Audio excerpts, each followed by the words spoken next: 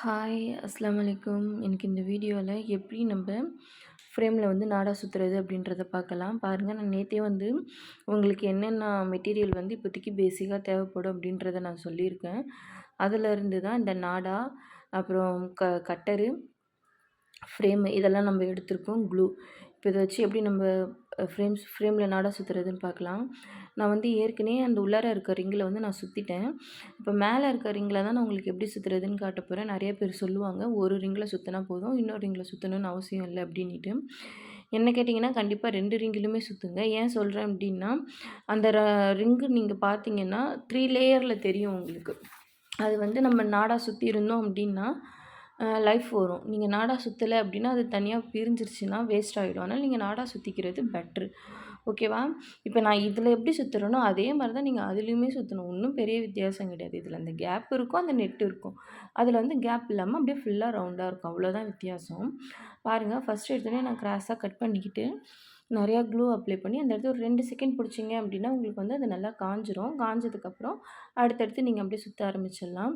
நீங்கள் வீடியோ நல்லா பாருங்கள். நான் வந்து ஒன்றோட ஒன்று மேலே ஒன்று வந்து ஓவர்லாப் ஆகி வரல. அப்படியே தான் வருது. பக்கத்தில் தான் நான் வைக்கிறேனே தவிர்த்து, அதுக்கு மேலேயே நான் வைக்கல. உங்களுக்கு நான் வீடியோவில் நல்லா காமிச்சிருக்கேன் பாருங்கள்.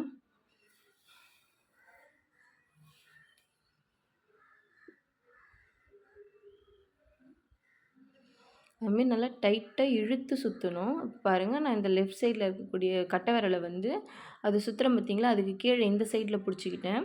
ஆள்காட்டி விரலில் வந்து அந்த சைடில் பிடிச்சிக்கிட்டேன். அப்படி பிடிச்சி நீங்கள் டைட்டாக இழுத்து சுற்றும்போது உங்களுக்கு நல்லா பர்ஃபெக்டாக வரும். இந்த நூலை மட்டும் அடிக்கடி இப்படி நம்ம சுற்றி சுற்றி போடுற மாதிரி இருக்கும். அது மட்டும் பார்த்துக்கோங்க, சிக்காகும். அது மட்டும் கொஞ்சம் பார்த்து இது பண்ணிக்கோங்க. வீடியோவில் வந்து உங்களுக்கு வேகமாக காமிச்சிருக்கேன். ஆனால் நீங்கள் செய்யும்போது நான் சுற்றும்போதுமே பொறுமையாக தான் சுற்றியிருக்கேன். அதேமாதிரி நீங்களுமே பொறுமையாக சுற்றி இதை நீட்டாக பர்ஃபெக்டாக முடிச்சுட்டு நம்மளோட வாட்ஸ்அப் குரூப் இருக்குது இல்லைங்களா, அதில் வந்து குரூப்பில் வந்து ஸ்க்ரீன்ஷாட் வந்து ஷேர் பண்ணுங்கள். இந்த வீடியோ உங்களுக்கு யூஸ்ஃபுல்லாக இருக்குதுன்னு நினச்சிங்க அப்படின்னா இந்த சப்ஸ்கிரைப் பண்ணிக்கோங்க, லைக் கொடுத்துக்கோங்க. இதுக்கப்புறம் நான் போடுற வீடியோவில் நீங்கள் கண்டினியூவாக வாட்ச் பண்ணலாம்.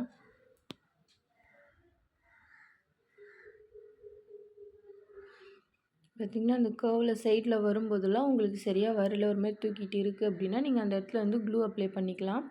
எனக்கு அது அந்த மாதிரி வரலை அப்படின்றதுனால நான் அப்ளை பண்ணல. கண்டிப்பாக பிகினராக இருக்கீங்க அப்படின்னா கண்டிப்பாக அந்த சைடில் வந்து லைட்டாக துணி தூக்கிட்டு இருக்க மாதிரி இருக்கும். அதில் வந்து நீங்கள் க்ளூ அப்ளை பண்ணி விட்டீங்க அப்படின்னா அது வந்து உங்களுக்கு அந்த அளவுக்கு அசிங்கமாக தெரியாது. அதாவது வந்து மோட்டாவாக தெரியாது தூக்கிக்கிட்டு. பாருங்கள், இப்போ நான் ஃபுல்லாகவுமே சுற்றி எடுத்துக்க போகிறேன். நீங்களும் இதே மாதிரி நிதானமாக சுற்றுங்க. இப்போ நான் வந்து உங்களுக்கு வீடியோவில் வந்து கொஞ்சம் வேகமாக காமிச்சிருக்கேன். ஏன்னா ரொம்ப நேரம் போகுது அப்படின்றதுனால. ஒன்றுமே இல்லை, அது சுற்றுறது நான் உங்களுக்கு பேசிக்கில் சொல்லிட்டேன் எப்படி சுற்றணும் அப்படின்றது. அதுதான் இப்போ ஃபினிஷிங்லேயும் எப்படி முடிக்கிறேன் அப்படின்றத பாருங்கள். கண்டிப்பாக ஒன்று மேலே ஒன்று ஓவர்லாப் வரவே கூடாது. ஏன் அப்படின்னா நம்ம ஃபஸ்ட்டு ரிங்கில் சுற்றுறது கூட கொஞ்சம் ஓரளவுக்கு பரவாயில்ல. நம்ம 2 ரிங்கிலுமே சுற்றியிருக்கோம் அப்படின்னா அது ஆட்டோமேட்டிக்காகவே ஒரு மாதிரி மொத்தமாக தான் இருக்கும்.